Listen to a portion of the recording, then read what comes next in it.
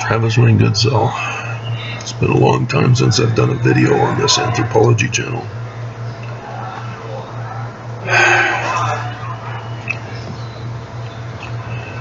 So, there's probably some things you are unaware of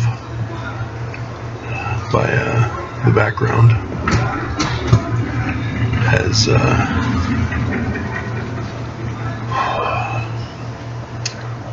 there's some obvious things you need to get caught up on only by going to the channels TWG and Travis Wayne Goodsell, which were critical channels of the Church, Jesus Christ of Latter-day Saints. As we're nearing conference, they made sure to shut those channels down so that I don't become popular and get lots of attention.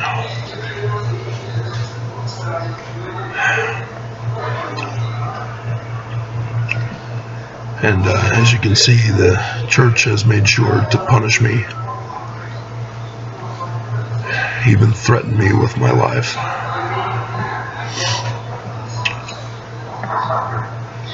And so that's the topic of this video. In the early Roman period, a bunch of Jews would rise up against the Roman Empire in the 1st century, trying to restore and reclaim the land, get full control over the temple, and in essence, conquer the Romans and kick them out of Jerusalem. They failed. Romans slaughtered the Christs over and over again, because that's what a Christ was during that period of time. He was a military leader seeking to fulfill prophecy of Jeremiah chapter 23 verse 5, to save the Jews, restore the land, and restore the temple. And they failed. And so, in essence, they were technically false Christs, even though they weren't bad guys. They were just trying to save the Jews and their people and their land and their temple, their religion.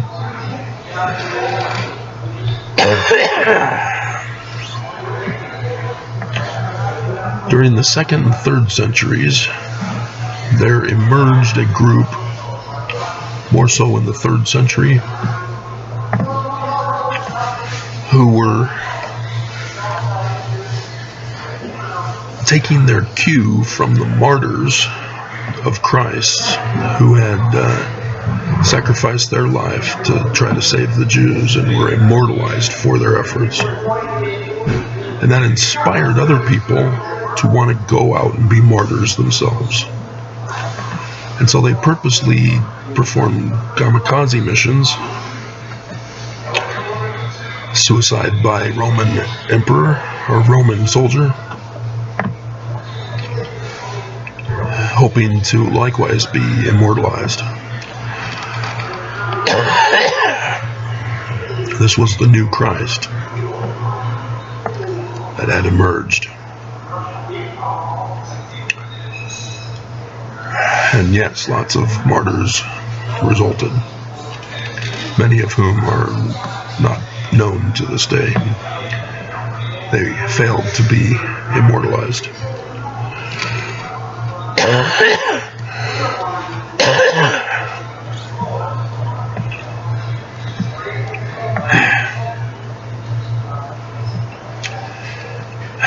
There was a Mormon by the name of Benjamin F. Johnson who tells the story of how he went to Adam-on-Diamond, and while in Adam-on-Diamond, a man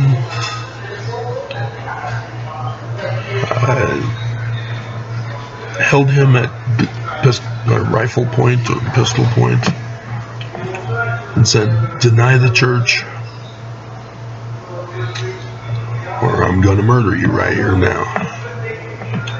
And Benjamin tells his story that he was faithful to the church and did not denounce it. He's an Adam on Diamond.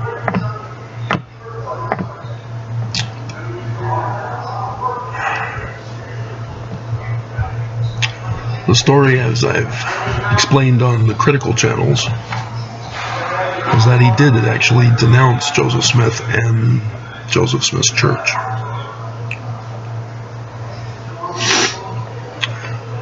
Because he was a Danite.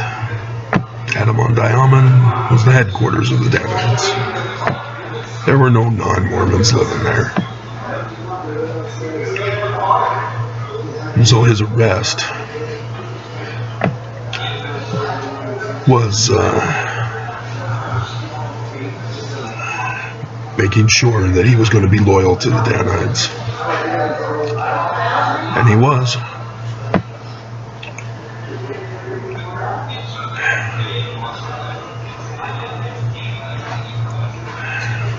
As he's so we've got modern day Mormons who are descendants of the Danites for the most part. I likewise, although two of my lines, my patriarchal lineage through both grandfathers, are converts to the church at the great-grandfather stage. My dad's mom is from John Solomon Fulmer, who married into the Hiram Smith family that was taken hostage, sent here to Salt Lake City. Joseph Fielding Smith Sr., his mom. And then my mom's side of the family, that's where the Danites come in. That's why my mom was a white supremacist, because she came from these Danites. And again, Travis Wayne Goodsell's Critical Channel explains all this. This is the science of anthropology for Mormonism.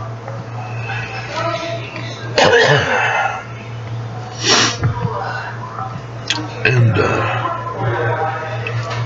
I see many Mormons who hear the story of Benjamin F. Johnson, who build up their faith, to strengthen their faith, their belief that this church is true, that Joseph Smith is a Christian, not a Jew. And as such, it would seem that Mormons are willing to die for the lie of the church, because of how much they've built up the wall of faith that the church is true. They will not read the Joseph Smith papers. They will not actually study scriptures. They just read them. Don't bother to even look up footnotes for the most part. Won't do the topical guide. Only those who go into this classes may use the manuals. But those, again, purposely written, selectively written. And so Mormons, for the most part, would denounce and deny Joseph Smith as a Jew, denounce the Book of Mormon as Jewish literature. It says so right in the beginning of the book. The learning of the Jews. It's Jewish literature. It's not Christian literature. Which means when Jesus appears in the text, and anywhere in Joseph Smith's writings, you know it's either code, or if you check with the Joseph Smith papers, you'll find that it was put in there by Willard Richards. For example, Joseph Smith history, the full name of the church is given with Jesus Christ in it. You go to the Joseph Smith papers, it says Willard Richards added it.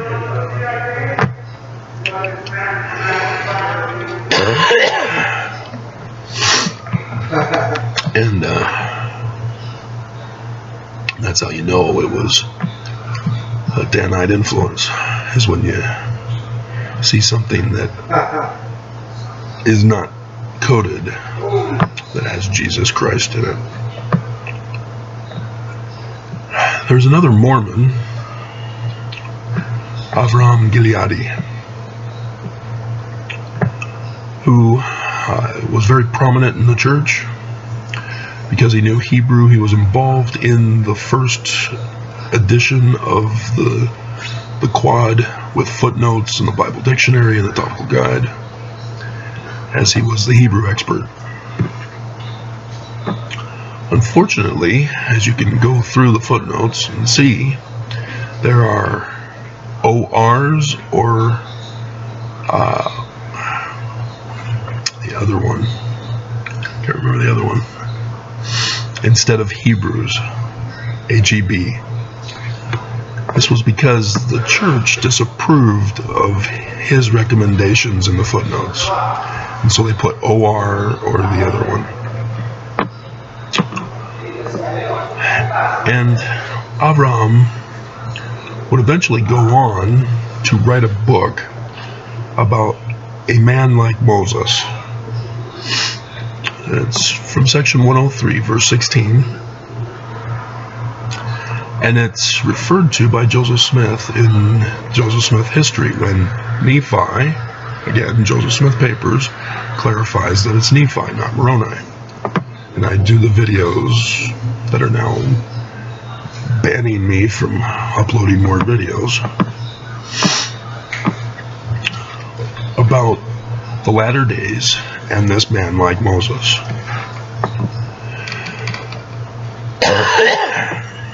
This is what Isaiah refers to when he talks about a child who will be born of a virgin. That's the man like Moses. This is whom Jeremiah is talking about in 23 verse 5. People are no longer going to be talking about the Exodus, they're now going to be talking about the man like Moses. And Joseph Smith likewise, throughout the Book of Mormon, throughout his writings in the Doctrine and Covenants, man like Moses. In section 85, for example, you know it as the one mighty and strong. This is the Mormon Christ by Joseph Smith after the learning of the Jews.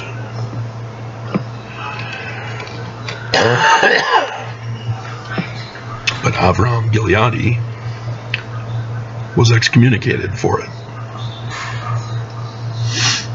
And he caved. He didn't want to be excommunicated from the church. He didn't want to lose his job and thus not be able to take care of his family. So he caved to the threats to his life by the church. And so he begged and pleaded to be brought back in, and was. Because he now says there are two separate beings. Still have Jesus Christ and the man like Moses. And so he was allowed back in, but he no longer emphasizes the man like Moses.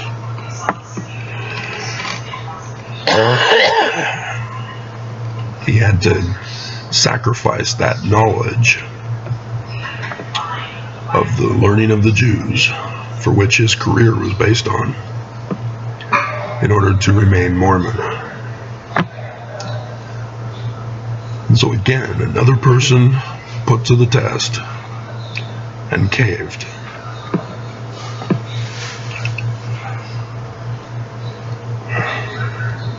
So it's an interesting concept of what would you do when faced with that reality of being threatened to denounce your beliefs.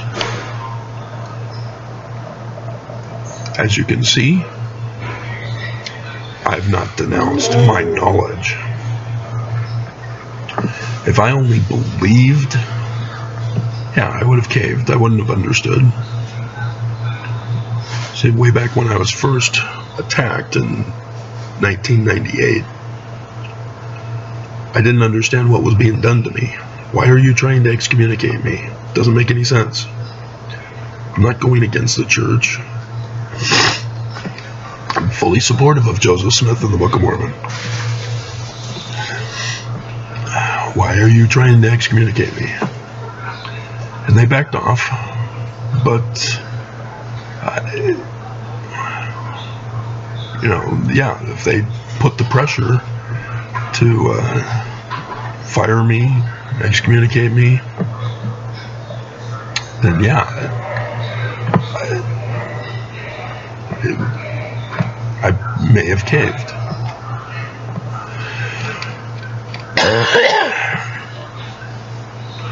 But having deciphered Paleo-Hebrew, I couldn't just give that up, because I knew it was true. Because I knew Joseph Smith was now true. I'm seeing the fruit, and the fruit is good. And I can't deny the fruit any more than I can deny the sun is up now. I've seen it. I know. I have faith no longer. And that's the thing that I don't think Mormons get, is that it's not about strengthening your faith to withstand the temptations of those who want to have you deny the faith. It's turning your faith into knowledge, so that when somebody comes along, you know they're lying to you, because you now know the truth. But as you can see with my situation, in my critical channels, it's a completely different thing than I originally thought. And so I've denied the false beliefs that I've had as I embrace the truth that I've found. And so, for example, I no longer believe we're going back to Missouri. The place that Joseph Smith said was Southern Illinois. And nobody can gaslight me, torture me, to denounce that. They literally have to murder me, and they're trying, in order to silence me. And that's the difference. That's the difference. See, for Mormons who would sacrifice their life for the false belief are in essence sacrificing, giving up on Joseph Smith and the Book of Mormon as they are. Instead, they're purposely wanting to be martyrs for the false belief.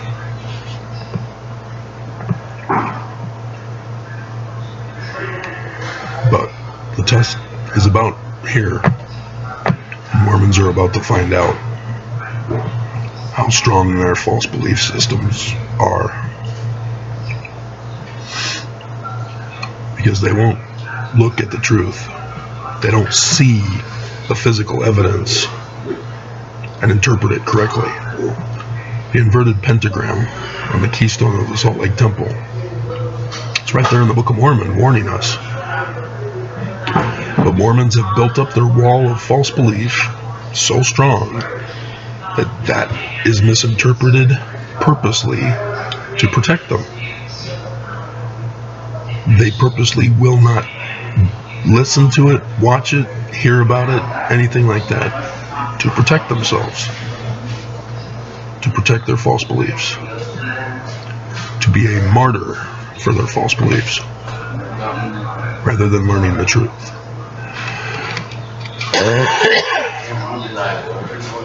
And that's the anthropological shift, is that Mormons are being told the truth and refuse to believe it. They're being told to embrace science and leave the falsehood, the dogma of the church.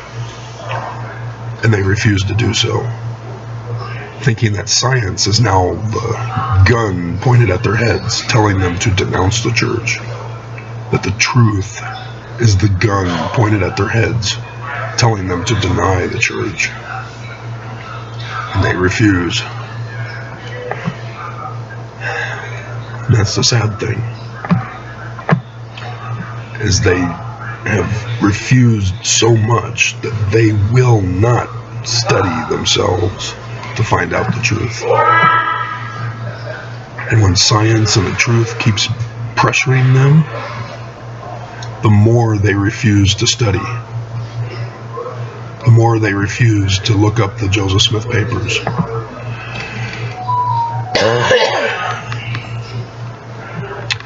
To use their English grammar knowledge to apply it to what they read. Learning of the Jews. No, Christian, Jesus. That's how far off they are in their belief system. That the learning of the Jews is now interpreted as Jesus Christ and Christian. They've turned Jews into Christians. They've turned Joseph in the Book of Mormon into Christian. That's how far they've veered from truth. And it's dangerous because it incites Mormons to violence and to hate as they become the white supremacists who turn on anything Jewish. That's what a white supremacist is. They're anti-black, anti-women, anti-LGBTQ, anti-poor, anti-Jew. And by believing in the lie and entrenching themselves in the lie, to denounce the truth, to change their belief system, to deny the church as the falsehood that it is, they become the weapons of the church. To hate, and to even use violence to defend the church. The YouTube employee who banned my channels? Yeah, cyber terrorism to defend the church.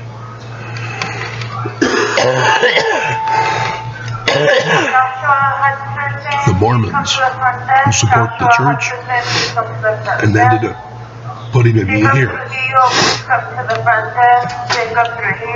This is sedition, treason, because it involves many things that I explain in my channels.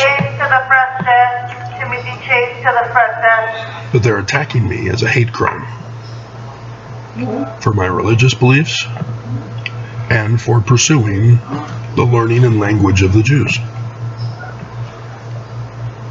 The church has weaponized them against me, to destroy me, to hurt me, to imprison me. This is the danger that the church is, because it's false. And Mormons who entrench their thinking around this falsehood become as they've been programmed to become by the church. They become enemies of the people, to hurt and destroy, to deny science and truth.